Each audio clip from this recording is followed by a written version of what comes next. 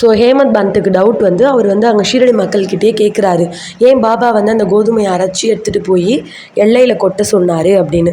அதுக்கு அங்கே இருக்கவங்க என்ன சொல்கிறாங்கன்னா, பாபா வந்து அரைச்சது கோதுமையை கிடையாது, இப்போ நம்ம கிராமத்தில் பரவிட்டு இருக்க காலரா தொற்று தான் அரைச்சி எல்லையில் போய் கொட்டியிருக்காரு அப்படின்னு சொன்னாங்க.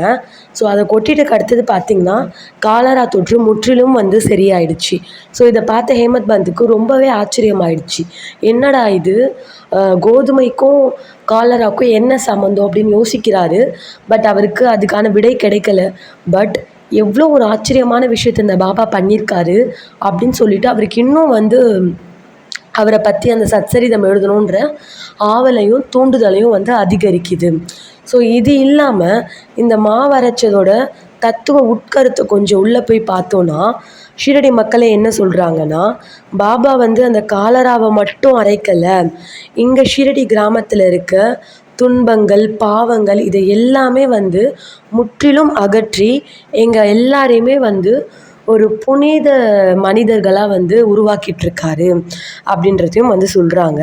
அது மட்டும் இல்லாமல் அந்த கோதுமை ஆட்டுற அந்த கல் இருக்குது பார்த்திங்களா, மேலே ஒரு கல் கீழே ஒரு கல், அது ஃபஸ்ட்டு கல் வந்து கர்மம் அப்படின்னும், ரெண்டாவது இருக்க கல் வந்து பக்தி அப்படின்னும் சொல்கிறாங்க.